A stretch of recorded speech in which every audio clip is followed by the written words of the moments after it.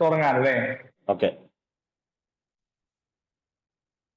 അസ്സലാമു അലൈക്കും വറഹ്മത്തുള്ളാഹി.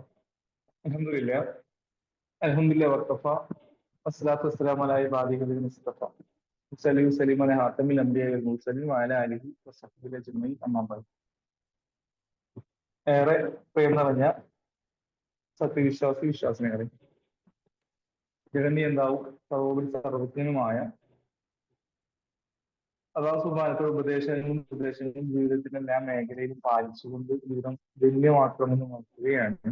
അവൻ നമുക്ക് തൗഫീഖ് നൽകുമാറാകട്ടെ.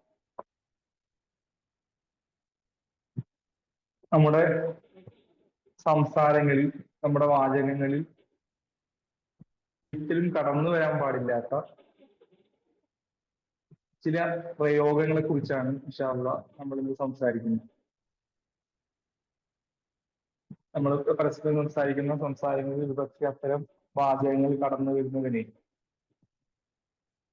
അത്രയൊന്നും ഗൗരവം പലപ്പോഴും നമ്മൾ കൊടുക്കാറില്ല. പക്ഷെ ഇസ്ലാമിൽ വളരെ ഗൗരവത്തോടു കൂടിയിട്ടാണ് ചില സംസാരങ്ങളും ചില പ്രയോഗങ്ങളും ഒക്കെ പരസ്പരം നടത്തുന്നതിനെ കുറിച്ച് അല്ലാഹു സുബ്ഹാനഹു വ തആല നമുക്ക് പറഞ്ഞു തരുന്നത്.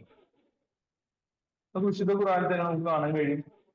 അവർ അവരുടെ തലഖൗന ബിഅൽസിനതികും വതഖൂലൂന ബിഅഫ്വാഹിഹിം മാ ലൈസ ലക്കും ബിഹി മിൻ ഇൽം വതഹ്സബൂനഹു ഹയ്യിന വഹുവ ഇൻദല്ലാഹി അദീം. ആയിഷ റളിയല്ലാഹു അൻഹയുമായി ബന്ധപ്പെട്ട വ്യഭിചാരോപണ സമയത്ത് വന്ന സൂറത്ത് നൂറിലെ വചനമാണ് നമുക്കറിയാം. അവർ അവരുടെ വാക്കുകൾക്ക് അവരുടെ നാവ് കൊണ്ട് ഏറ്റെടുക്കുകയും അതവർ പരസ്പരം പറഞ്ഞു നടക്കുകയും യാതൊരുവിധ അറിവുമില്ലാത്ത ആ കാര്യം അവരിങ്ങനെ പ്രചരിപ്പിക്കാനൊക്കെ തുടങ്ങി. അവർ അതിനെക്കുറിച്ച് വിചാരിച്ചത് ഇത് വെറും ഒരു സംസാരമല്ലേ, ഇത് വെറും വർത്തമാനമല്ലേ എന്ന് മാത്രമാണ്. വളരെ നിസ്സാരമായിട്ടാണ് അവർ ഇതിനെക്കുറിച്ച് കരുതിയത്. പക്ഷെ വഹുവ ഇൻദല്ലാഹി അദീം, അള്ളാഹുവിന്റെ അടുക്കൽ അത് വലിയ ഗൗരവമുള്ള വിഷയമാണ്. പറഞ്ഞു വരുന്നത്, നമ്മളുടെ ചില സംസാരങ്ങളൊക്കെ പടച്ചവന്റെ അടുക്കൽ അത് വലിയ ഗൗരവകരമായ വർത്തമാനങ്ങളായി എത്രത്തോളം പറഞ്ഞ നരകത്തിലേക്ക് ആപതിക്കുവാനുള്ള പ്രധാനപ്പെട്ട ഒരു കാരണമായിട്ട് പോലും നമ്മുടെ ചില പ്രയോഗങ്ങളും നമ്മുടെ ചില വാക്കുകളുമൊക്കെ കാരണമാകുന്നുണ്ട് എന്നാണ് ഞാൻ പറയാൻ ശ്രമിക്കുന്നത്. അത് ഏതൊക്കെയാണ് ആ പ്രയോഗങ്ങൾ? പണ്ഡിതന്മാർ വളരെ കൃത്യമായി തന്നെ നമുക്ക് പറഞ്ഞു തരുന്നതായി കാണാം. ഒന്നാമതായിക്കൊണ്ട് ഒരാൾ പറയാണ്, തന്റെ സുഹൃത്തിനോട് പറയാണ്, നിനക്ക് പടച്ചവൻ ഒരിക്കലും പുറത്തു വരില്ല, നിനക്ക് പടച്ചവൻ ഒരിക്കലും പുറത്തു വരില്ല, നീ നരകത്തിലായി. ആ പ്രയോഗത്തെ കുറിച്ച് പറയുന്ന അങ്ങനെ ആരെങ്കിലും പറഞ്ഞു കഴിഞ്ഞാൽ ആരാണോ പറഞ്ഞത് അവൻ നരകത്തിലായി. ഒന്നുകൂടി പറയാം, ഞാൻ എന്റെ സുഹൃത്തിനോട് അവൻ എന്തെങ്കിലും ചെയ്യുന്ന തെറ്റിനെ കുറിച്ച് തെറ്റ് കണ്ടിട്ടാവാം, അതായത് വ്യഭിചരിക്കുന്ന ഒരാളോട് മൂത്തു നോക്കി നീ നരകത്തിലാണ്, നിനക്കൊന്നും ഒരിക്കലും പടച്ചവൻ പുറത്തരാൻ പോണില്ലടാ എന്ന് നമ്മൾ പറഞ്ഞു കഴിഞ്ഞാൽ നമ്മളാണ് യഥാർത്ഥത്തിൽ നരകത്തിലേക്ക് പോകുന്നത് എന്നാണ് പ്രവാചകൻ സ്വല്ലല്ലാഹു അലൈഹി വസല്ലം പറഞ്ഞത്. അള്ളാഹു പറഞ്ഞതായി കാണാം,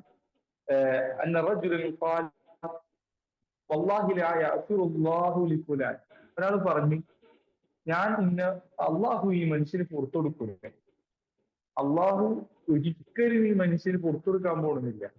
അള്ളാഹു സുബ്ഹാനഹു വ തആല അത് കേട്ടപ്പോ പറയാണ്,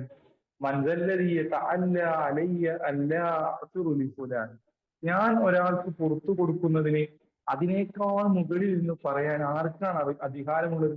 പൈനീക്കത് ഒഫർത്തുലിപ്പുരാൻ, ആ മനുഷ്യന്, അത് വിചാരിയാകാം, അത് വലിയ പാപം ചെയ്ത ആളാവാം, അവന് ഞാൻ പുറത്തു കൊടുത്തിരിക്കുന്നു, അവന് ഞാൻ വിട്ടുവീഴ്ച ചെയ്ത് കൊടുത്തിരിക്കുന്നു.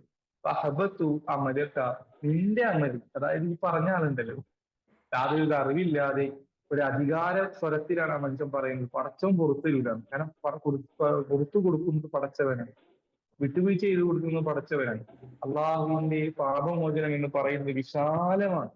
ഇതൊന്നും മനസ്സിലാക്കാതെ നമ്മൾ എന്തൊക്കെയോ ചെയ്യുന്നു എന്ന അർത്ഥത്തിൽ ഒന്നും ചെയ്യുന്നില്ല, ആരും ഒന്നും ചെയ്യുന്നില്ല, ഞാൻ മാത്രമേ അമലുകൾ നന്നായി ചെയ്യുന്നുള്ളൂ എന്ന അർത്ഥത്തിൽ മറ്റുള്ളവർക്ക് അള്ളാഹു പുറത്തു കൊടുക്കില്ല, അവരൊക്കെ നരകത്തിലാണ് എന്ന് പറയുന്നത് വലിയ പാപമായിക്കൊണ്ടും നമ്മുടെ അമലുകളെ പൊളിച്ചു കളയുന്ന ഒരു കാര്യമായിക്കൊണ്ടുമാണ് പ്രവാചകൻ സല്ലല്ലാഹു അലൈഹി വസല്ലം നമുക്ക് പറഞ്ഞു തരുന്നത്. രണ്ടാമതൊരു സംസാരം എന്ന് പറഞ്ഞാൽ ശാപവാക്കുകളാണ്. നീ നശിച്ചു പോകട്ടെ, അല്ലെങ്കിൽ ഞാൻ നശിച്ചു പോകട്ടെ, എന്റെ അള്ളാഹുവിന്റെ ശാപം നിനക്കുണ്ടാവണം, അങ്ങനെ പരസ്പരം ശാപവാക്കുകൾ ഉപയോഗിക്കുന്ന ആളുകളുണ്ട്. സ്വയം തന്നെ ചില നമ്മൾ ഉപയോഗിക്കുന്ന വസ്തുക്കളെ ശപിക്കുന്ന ആളുകളുണ്ട്, വാഹനത്തെ ശപിക്കുന്ന ആളുകളുണ്ട്. അങ്ങനെയുള്ള സംസാര ശൈലികളും നരകത്തിലേക്ക് നമ്മളെ കൊണ്ടുപോകാൻ മാത്രമേ ഉപകരിക്കുകയുള്ളൂ എന്നും പ്രവാചകൻ സല്ലല്ലാഹു അലൈഹി വസല്ലം പറഞ്ഞത് നമുക്ക് കാണാൻ കഴിയും. പ്രത്യേകം ശാപവാക്കുകൾ കൊണ്ട് നിങ്ങൾ കളിക്കാൻ പാടില്ല, ശാപപ്രാർത്ഥന കൊണ്ട് നിങ്ങൾ നിസ്സാരമായി കാണരുത് എന്നൊക്കെ പ്രവാചകൻ സല്ലല്ലാഹു അലൈഹി വസല്ലം പറഞ്ഞതായി കാണാം. മറ്റൊരു വിഭാഗം എന്ന് പറഞ്ഞാൽ, മറ്റു വാചകം എന്ന് പറഞ്ഞാൽ ഏഹ് ചില ആളുകളൊക്കെ ഈ കാഫിറാക്കുന്ന ചില ആളുകളുണ്ട്. നീ മുശ്രിക്കാണ്, നീ കാഫിറാണ്, അങ്ങനെയാണല്ലോ ചില ആളുകൾ. അങ്ങനെ പറയാൻ പറ്റുമോ നമുക്ക്? അതും പറയാൻ പറ്റില്ല.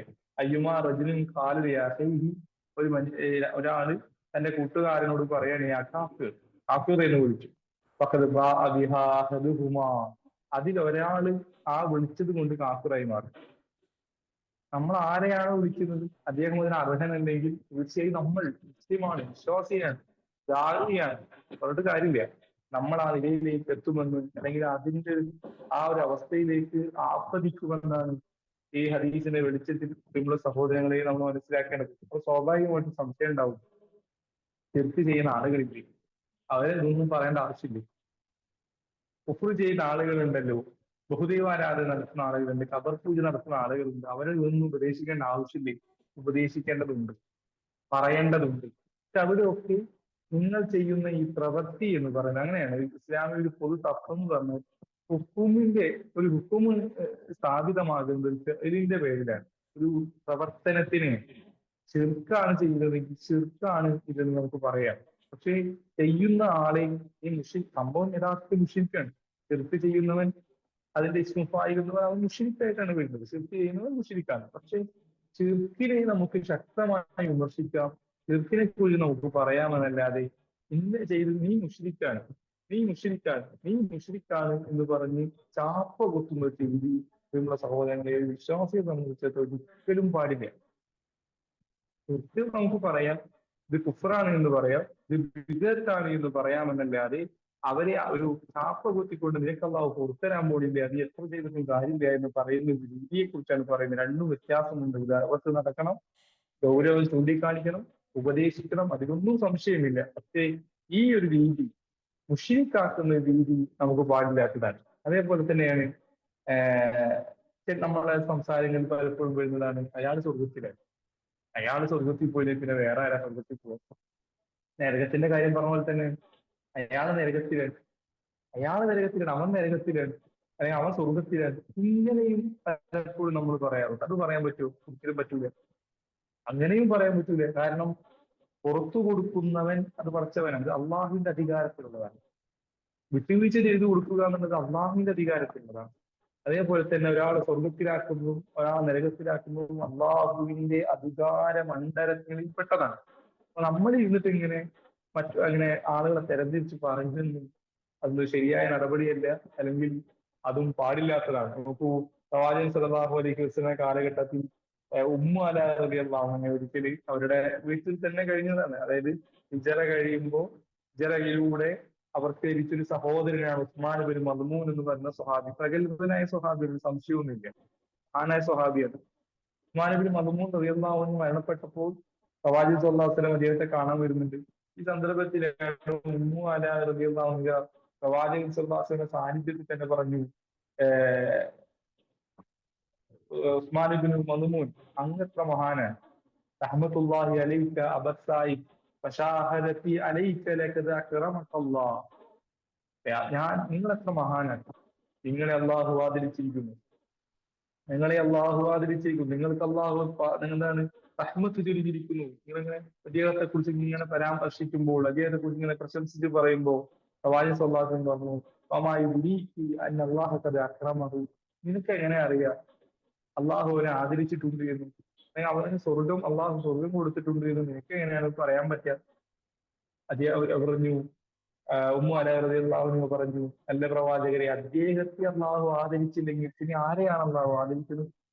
അദ്ദേഹത്തിന് അള്ളാഹു സ്വർഗം കൊടുത്തില്ലെങ്കിൽ പിന്നെ ആർക്കാണ് അള്ളാഹു സ്വർഗം കൊടുക്കുന്നത്? പ്രവാചകൻ സല്ലല്ലാഹു അലൈഹി വസല്ലം വളരെ കൃത്യമായി തന്നെ പറഞ്ഞു. അത് നമുക്ക് പറയാൻ പറ്റില്ല.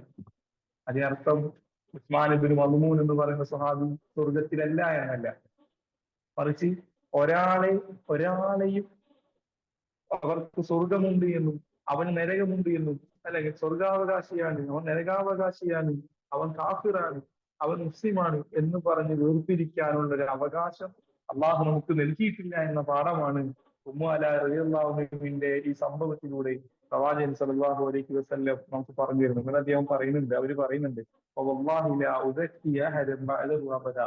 ഞാൻ പിന്നെ ഒരാളെയും മരണശേഷം ശുദ്ധമാക്കാൻ നിന്നിട്ടില്ല. ഇവിടെ ഒരു നമ്മുടെ നാട്ടിലൊക്കെ ഒരു പ്രധാന ട്രെൻഡാണ്, ഒരാൾ മരണപ്പെട്ട് കഴിഞ്ഞാൽ അവരെ ഷഹീദാക്കാം. അതിനുള്ള അർഹത ആർക്കാണുള്ളത്?